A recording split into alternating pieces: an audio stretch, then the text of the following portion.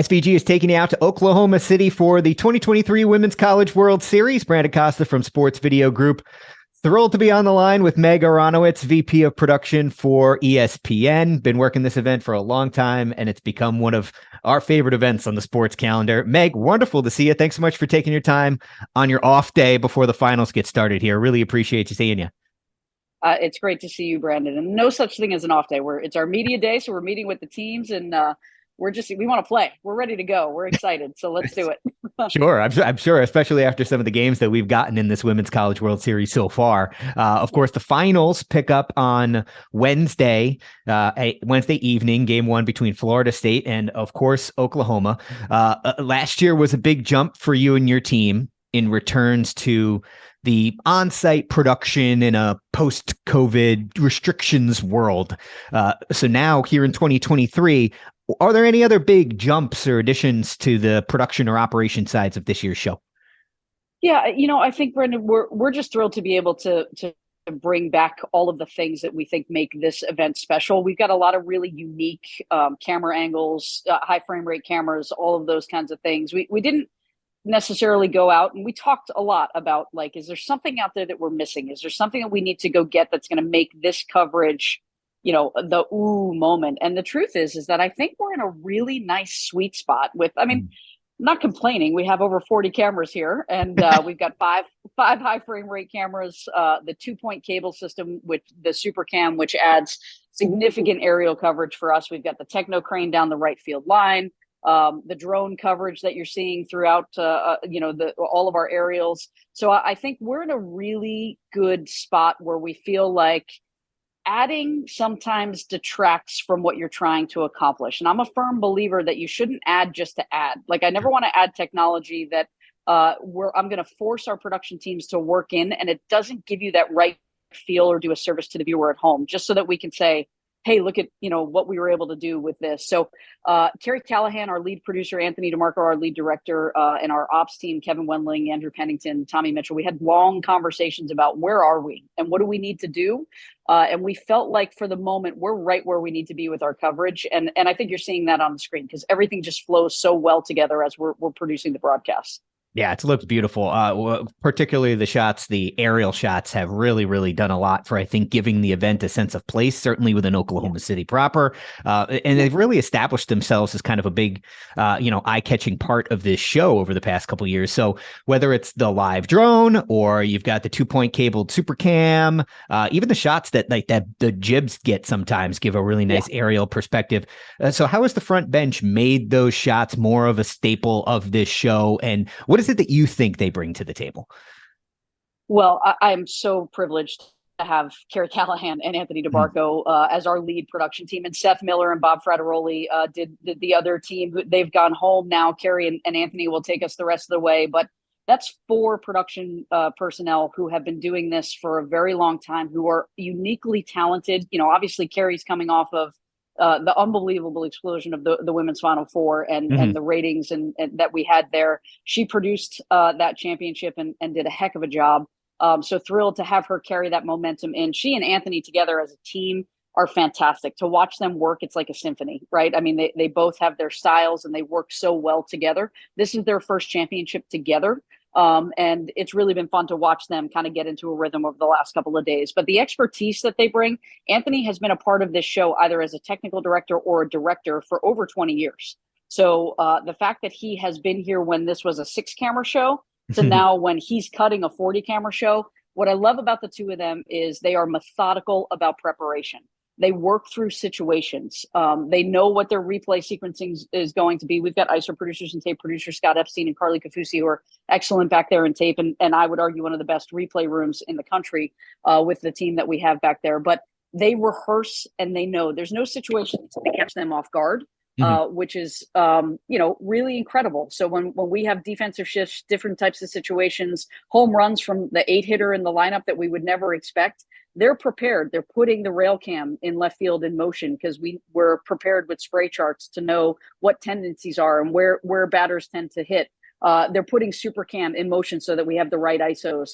The same thing with bench reacts and those kinds of things. So I can't say enough about the two of them particularly, but obviously this entire team working in symphony with each other It's just for me, I just get to, at this point, I get to sit back and watch, right? I've done all the hard things with the planning. Now they get to cut incredible shows, and I'm so proud of them because I just think they look amazing on television. Before we get into some of the specifics of these finals that you guys have coming up, kind of take the people who work in the industry who's maybe never worked on this event kind of in the full picture here. I mean, you will have some early seasons tournaments going back into early February. And then when you finally get into the NCAA tournament, there's multiple rounds where schools play, the school control rooms play a significant role in the productions of a lot of games.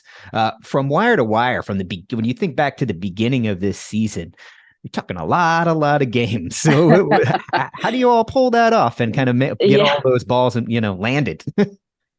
Well, Brandon, I'm very tired. I don't know if you can see the bags under my eyes, but it's, what I love about the sport of softball and the investment that ESPN's made in this sport in particular. We launched the season with our owned and operated tournament in Clearwater, which in itself is a massive undertaking. 16 teams, 40 games from 4 fields over 4 days. That takes an exorbitant amount of planning. Then we do 3,000 regular season games. And I don't think people realize that the group of people that are here in Oklahoma City are a part of our coverage from end to end. Seth Miller produced the first game in Clearwater, and he just produced, the Women's College World Series here yesterday. And so we start with Clearwater. We do about 3,000 regular season games, which brings us to the conference tournaments. It's all the same people, myself, Nick Rude, planning all of those things. Then we get to the conference tournaments, where this year we had 6 conference tournaments on ESPN that were full tournaments. The SEC is a mini Women's College World Series. The ACC is very similar. We're doing the Big 12 from here in Oklahoma City. We all leave our conference championships, fly to Bristol, same people. We do the selection show, same people. We then sit there and plan 16 regional sites where you're right. The production, we at ESPN have really embraced the mix of production levels depending upon the size and scale of the shows. So the 16 regional sites that we did were a mix of non-traditional productions through the school productions for the ACC and the SEC and the Big 12, which I oversee that project as well. So I'm super proud of the work that those, the Florida State and Alabama regionals were produced out of the school production facilities. They were on ESPN. The Alabama Super Regional was produced by that team, not ESPN production. That was what we call a level 3 production with Alex Cyber and that team in Alabama on ESPN, and they knocked it out of the park. Terrible pun, but they knocked it out of the park. So we balanced the mix of non-traditional productions. We had Remy's, we had V-Box at certain points, with truck shows. And then obviously that same group, we get through the regionals, we do the super regionals, which at that point feels like a vacation. We have a group while we're doing the super regionals that are already here in Oklahoma City setting up for the Women's College World Series. I don't think people realize that. There are some people on this crew that will have been in Oklahoma City for 22 days when it's all said and done by the time we go home and we crown a champion. So I just want to say thank you to the entire team, because all of these people work on every stage and it feels like a lot. They should be tired. I hope that they are all enjoying their day off. I think some of them went horseback riding, so I hope that they're all safe as well. But it's an incredible, we do a lot of sports at ESPN, obviously, but it very rarely do you get to go end to end. And with the start of an owned and operated tournament that our ESPN events group is fantastic about, to ending with crowning a national champion. And it's all the same people that are working on the sport. And I think that's why it shows on the screen, right? Because our team is so passionate about this sport, because they're so invested in this sport, because they literally live it for 6 months a year. Yeah. Now let's get into some of the action on the diamond that you got going on. Florida State, Oklahoma is here again in these finals. They're going for a 3rd straight title. They've lost only 1 game all year, and that was back in February. So if they win this whole thing, they're going to eclipse 60 wins. There's been a lot of, the word that I feel like your team has used a lot on air is inevitable when describing inevitable. Oklahoma. Yeah. How do you find new ways to tell the story when you're in the midst of a dynasty kind of run like this? And who knows, Florida State could throw a wrench into the mix, but Oklahoma has felt inevitable in a lot of ways. Yeah, that is a great question. And I will say we're the Walt Disney Company, so the shameless Marvel plug is totally fine with the inevitable. But Oklahoma, I think it's interesting being around Oklahoma and Patty and her team, because there is an extreme amount of pressure that comes along with people just assuming that you're going to win. Sure. And I don't think that they get enough credit for having to endure the constant just assumption that they're just going to blow teams out of the water. So I think for Oklahoma, this one, the sense that I get is that this one might mean more than some of the others, just because the expectation from the first pitch back in February was that it was just inevitable that they were going to win. So it'll be interesting to see. And I think you saw it in the Stanford game yesterday. Canada gave it a run and Stanford really fought hard. And you saw Oklahoma show some vulnerability. So we've seen that now. And I hope that people will say, well, wait a second, if Stanford can push them a little, then Florida State maybe certainly can as well. And Florida State is a team that I have rarely seen a team with so much chemistry together. The word team doesn't encompass enough the vibe that you get with them. Like, they are just kind of chill and casual, and they all do their jobs. And I really, truly believe, I'm going to throw it out there, I think this one's going 3. Okay. I don't necessarily think it's inevitable. I think Kat Sandercock knows exactly what she needs to do. And I think that team knows exactly what they need to do. And I don't think they're intimidated by it. So look, the Oklahoma story is incredible. And if they pull this off and they get to 60 wins, my God, let's do a 30 for 30 or an E60 or something, because Right. what Patty Gasso has done in Norman is amazing. But don't count Florida State out. They have the right chemistry. They have the right players.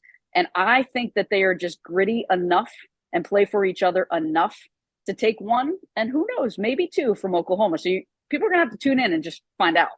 Still be a lot of fun in terms of the pressure of expecting to win. I got to say, I'm a Hofstra alum, and I watched them. We got the gift of, oh, you made the NCAA tournament. You get to play Oklahoma in the first game, and they just buzzed through. It was like, yes, this does feel inevitable, doesn't it? Well, I know this is coming asking you this question is it's a biased source. You've worked on this property for a long time. You played softball, but what is it that makes working this event special for other people who work in the industry on other very cool events, even people at ESPN who have maybe never worked on this property, but get to do a lot of very other cool things throughout the year? In your opinion, what makes working on the Women's College World Series a special experience for you professionally?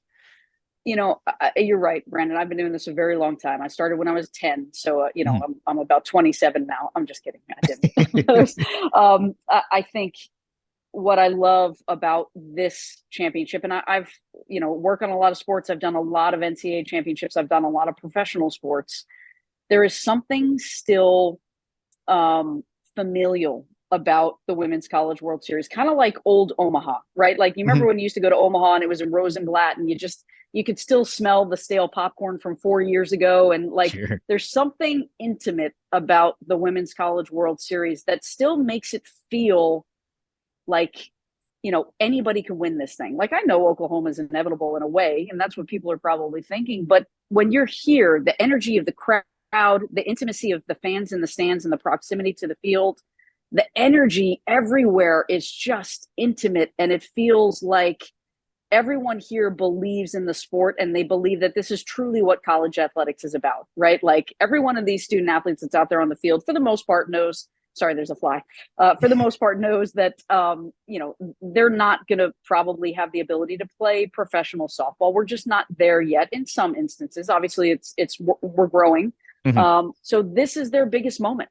This is their highest stage. And what I always tell my crew before we go into the finals is, remember that you are documenting their dreams. You are literally documenting their dreams. And what I love, having done this now for 17 years, is that these student athletes come up to me now and they say, hey, the reason I'm here is because when I was 12, I was sitting on the couch watching with my dad, and I got to see Monica Abbott, or I got to see Kat Osterman, or I got to see Jenny Finch, or name the softball players because of what you put on television, all of us put on television. So I think there's still that, familial kind of, whole almost holistic atmosphere here at the Women's College World Series. What I'll also say for my crew, we're about 175 deep here at the Women's College World Series. And these people, I have half the Monday Night Football technical crew here. And there are people that are on this crew that have been here for 29 years. And they come back every year, and they turn down other events, and they turn down other work, because they love this event, and they love that our team is a true team. Like, I know that every technician, every person, every talent we put out there all has the same goal. And that's to showcase how great this sport is because they love it. And you don't get that a lot these days. Mm-hmm. Like we all go around, we do a lot of shows and you work with different people and those kinds of things. This feels real here. This feels like a team. Everybody here is passionate and they want to do the best that they possibly can. And I love that about this event because you just don't get that much anymore. That's really, really cool. And I know we like to say in this industry that, like, look, nothing we do here is life or death. But when you hear stuff like that, what you do really matters. It certainly matters when, like you said, girls are coming, or women, I should say, are coming up to you and saying, like, this is why I got into softball, because I watched the Women's College World Series when I was 9 or 10. Yeah, exactly. That's really, really cool. All right, Meg. Well, thank you so much for taking the time. For those of you at home, the finals of the Women's College World Series begin on Wednesday. Game 1 between Florida State and Oklahoma is at 8 p.m. Eastern on ESPN. Game 2, Thursday at 7:30 p.m. Eastern. And if there is a Game 3, that'll be a Friday night show at 8 o'clock on ESPN. We encourage you to check it out. Meg, thanks so much for taking the time, and good luck to you and your team in these final few days of the year. Thanks so much, Brandon. And thanks for the support you always give women's athletics. So thank you. Appreciate you guys.